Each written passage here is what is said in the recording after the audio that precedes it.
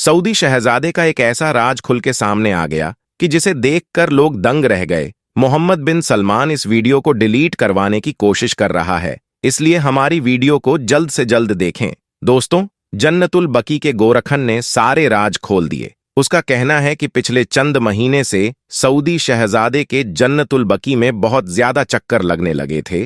वह गोरखन अभी चंद महीने पहले ही जन्नतुल बकी की इस ड्यूटी पर तैनात हुआ था। उसका कहना है कि मैंने जब से ड्यूटी संभाली है, एक महीने में मैंने कई बार मोहम्मद बिन सलमान को जन्नतुल बकी में आते हुए देखा। यह बात ज्यादा हैरान कुन इसलिए भी है कि उस गोरखन का कहना था कि उसने मोहम्मद बिन सलमान को अक्सर आधी रात को ही जन्नतुल बकी में आते हुए देखा था। जब उसने जन्नतुल बकी के में गेट पर खड़े चौकीदार से पूछा कि आखिर सऊदी शहजादा रात के वक्त ही यहां पर क्यों तशरीफ लाते हैं, तो उस चौकीदार का कहना था कि तुम ज्यादा इस बात की तरफ तवज्जो ना दो। गोरखन का कहना था कि वह चौकीदार काफी घबराया हुआ लग रहा था। वह कहने लगा कि जब मैंने इस बात पर इसरार किया कि मुझे बताओ कि आखिर रात के वक्त ही वह क्यों यहां पर आते हैं, वह कहने लगा कि दिन के वक्त लोगों का हुजूम बढ़ जाता है, इसलिए वह रात की तन्हाई में यहां आते हैं। वह गोरखन कहने लगा, मुझे बड़ा तजस्सुस था। मैंने दूसरा सवाल किया, आखिर उनके यहाँ कौन अजीजो अकार दफन है जिसकी अयादत के लिए वह महीने में 4 बार आते हैं। चौकीदार कहने लगा कि तुम्हें कहाँ तो है कि यह बड़े लोगों के मामलात हैं, तुम इस पर ज्यादा तवज्जो मत दो। लेकिन एक मर्तबा एक ऐसा हैरान कुन वाकया पेश आया कि गोरखन के होश उड़कर रह गए। गोरखन का कहना था कि रात का पहर था और वह कब्रिस्तान का चक्कर लगाकर अपने कमरे में जाने के बारे में सोच रहा था कि कुछ देर आराम कर ले कि उसने सऊदी शहजादे की गाड़ी को कब्रिस्तान के सामने खड़े देखा। उस गोरखन को पहले ही तेजसूस था कि आखिर रात के पहर सऊदी शहजादा यहां क्यों आता है। वह देखना चाहता था कि आखिर वह किसकी कब्र पर आता है, क्योंकि चौकीदार उस वक्त कब्रिस्तान में किसी को भी आने की इजाजत नहीं देते थे। इसीलिए वह गोरखन कर एक पेड़ के पीछे छुप गया। कुछ ही देर के बाद सऊदी शहजादा अकेले कब्रिस्तान के अंदर दाखिल हुआ और उसके गार्ड कब्रिस्तान के बाहर पहरेदारी करने लगे। यह बात भी हैरान कुन थी कि सऊदी शहजादा कभी भी अकेले कहीं नहीं जाता था। इसके 2 गार्ड्स इसके साथ हर वक्त मौजूद होते थे। जैसे ही सऊदी शहजादा कब्रिस्तान में दाखिल हुआ, उसने एक नजर पूरे कब्रिस्तान में दौड़ाई और इसके बाद एहतियात से कदम लेते हुए वह एक कोने की कब्र के पास चला गया और इस कब्र पर बैठकर उसने मिट्टी खोदने शुरू कर दी। यह देखकर गोरखन हैरत से दंग रह गया कि आखिर वह किसकी कब्र को खोदने की कोशिश कर रहा है। अगर उसका कोई अजीज यहां दफन भी है तो वह उसकी कब्र को क्यों खोद रहा है। यह तो एक गलत अमल है। लेकिन इसके बाद जो मंजर गोरखन करने देखा, उसका दिल दहल कर रह गया था, क्योंकि कब्र खोदने के बाद उस गड्ढे के अंदर सऊदी शहजादा जा चुका था। यह देखकर तो गोरखन की आंखें फटी की फटी रह गईं कि आखिर सऊदी शहजादे का कब्र के अंदर क्या काम हो सकता है। वह गोरखन फटी फटी आंखों से यह सब मंजर देख रहा था। इस पर एक बदहवासी से सवार हुई थी। एकदम ही गोरखन को यूं महसूस हुआ कि जैसे कोई उसके पीछे खड़ा है। गोरखन की तो खोया जान निकल गई थी कि शायद कोई चौकीदार उसको देख चुका है और अब उसकी शामत सऊदी शहजादे के हाथों आएगी, क्योंकि पहले भी एक गोरखन के साथ ऐसा ही कोई मामला हो चुका था कि वह छुपकर रात को कब्रिस्तान में न जाने क्या कर रहा था कि चौकीदार ने उसे देख लिया। इसके बाद उसका सर कलम कर दिया गया था। इस वाक्य के बाद किसी भी गोरखन की इतनी हिम्मत नहीं हुई कि वह रात देर तक कब्रिस्तान में रुके। लेकिन आज ऐसा गोरखन करने ऐसी गलती की थी। उसे अपनी मौत सामने नजर आ रही थी कि अब उसका भी यही हाल होगा। लेकिन अचानक से बिल्ली के बोलने की आवाज उसको अपने पास से आई तो उसका रुका हुआ सांस बाहर हुआ था। शायद कोई बिल्ली थी जो उसके पीछे मौजूद थी।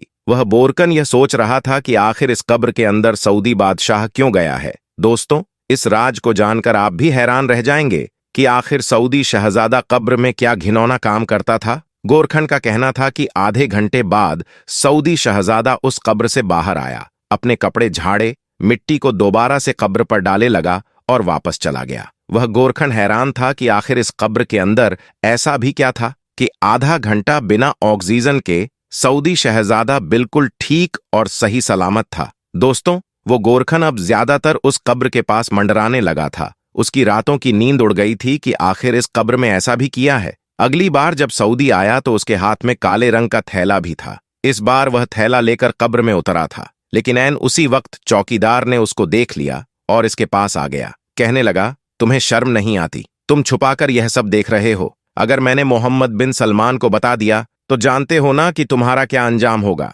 वह गोरखन माफिया मांगे लगा कि मुझे माफ कर दो, मैं आइंदा ऐसी हरकत नहीं करूंगा। उस चौकीदार ने उस गोरखन को कब्रिस्तान से बाहर निकाल दिया और गोरखन को आखिरी वार्निंग दी कि तुम दोबारा मुझे रात के इस वक्त कब्रिस्तान के आसपास मंडराते हुए नजर न आना। गोरखन ने तौबा कर ली कि आइंदा ऐसी जसारत कभी नहीं करेगा। लेकिन दोस्तों, सच्चाई छुपाई नहीं छुपती। वह गोरखन पुलिस स्टेशन चला गया और सारी बात पुलिस अफसर को बता दी। पुलिस ऑफिसर कहने लगा कि ऐसा मुमकिन नहीं है। इस गोरखन को पागल करार दे दिया गया। यह कहा जाने लगा कि यह बहकी बहकी बातें करता है और सऊदी शहजादे पर गलत किस्म के इल्जामात लगाता है। गोरखन चीखता और चिल्लाता रह गया कि एक बार मेरी बात सुन लो और एक बार मेरे कहने पर उस कब्र को खोद कर देखा जाए कि आखिर इस कब्र में क्या है। अगर वाकई इसमें कुछ ना हुआ तो बेशक मेरा सर कलम कर दिया जाए। मैं हर किस्म की सजा भुगतने के लिए तैयार हूं। यह बात एक सहाफी भी सुन रहा था जो कि उसे वक्त पुलिस स्टेशन में मौजूद था। वह सहाफी कहने लगा कि हमें एक बार उस गोरखन की बात पर अमल करना चाहिए, लेकिन पुलिस इस बात के लिए तैयार न थी। सहाफी ने कहा कि इस्लाम एक ऐसा दीन है जिसमें अमीर, गरीब, बादशाह, गुलाम कुछ भी नहीं देखा जाता। सबके साथ इंसाफ का मामला किया जाता है। शायद आप लोग वह वाक्य भूल गए हैं जब एक हसब नसब रखने वाली फातिमा नामी औरत ने चोरी की थी और आप सल्लल्लाहु अलैहि वसल्लम ने उसका हाथ काटने का हुक्म दिया था, तो वहां के मौजिस लोगों ने इसकी हिमायत की थी कि इसके हाथ न काटे जाएं। तो आप सल्लल्लाहु अलैहि वसल्लम ने फरमाया था, जिसका मफहूम यह है कि अगर इस फातिमा नामी औरत की जगह मेरी बेटी फातिमा भी होती तो मैं उसके भी हाथ काट देता। जब हमारे प्यारे नब्बी सल्लल्लाहु अलैहि वसल्लम इंसाफ के तकाज़ों को पूरा करने से नहीं हिचकिचाए थे, तो फिर हमें इस बात की भी तहकीकात करनी चाहिए कि आखिर असल मामला क्या है।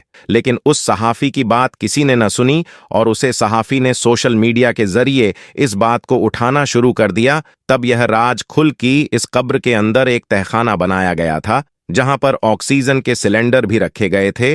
वहां पर खुफिया तौर पर सोने के छोटे छोटे ब्लॉक रखे जा रहे थे जो कि सऊदिया के एक पहाड़ से निकाले जा रहे थे और खुफिया तौर पर इसको छुपाने के लिए कब्र का इंतखाब किया गया था और यह काम यहां निहायत ही राजदारी से किया जा रहा था। लेकिन यह कब्र जैसे ही सोशल मीडिया पर फैली तो टहलका समझ गया। इससे पहले के लोगों के सवाल और जवाब शुरू होते इस वीडियो को डिलीट करवा दिया गया। दोस्तों, सवाल यह पैदा होता है कि आखिर सऊदिया के पहाड़ी इलाकों में से कौन सा पहाड़ ऐसा था जिससे सोना निकल रहा है।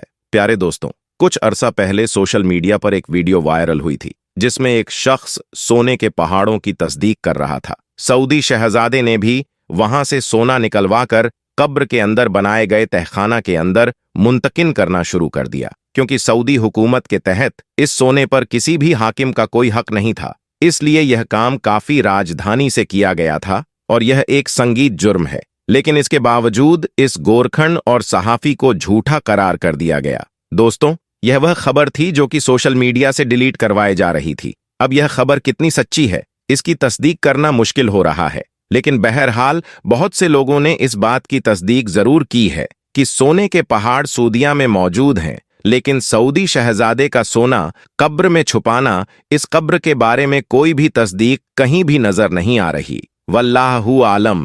प्यारे दोस्तों, आप इस हवाले से क्या कहेंगे? कमेंट में अपनी राय जरूर दीजिएगा। वीडियो को लाइक करते हुए दोस्तों के साथ शेयर करना मत भूलिएगा। जाते जाते एक बार फिर कंफर्म कर लीजिएगा कि आपने हमारा चैनल सब्सक्राइब कर रखा कर नहीं किया तो फौरी सब्सक्राइब कर लीजिए। बेल आइकन को क्लिक कर दीजिए ताकि हमारी आने वाली मस्जिद वीडियोस बर वक्त आप तक पहुंचती रहे। अपना ख्याल रखिएगा। अगली वीडियो में दोबारा आपसे मुलाकात होगी। तब तक के लिए अल्लाह निगहबान।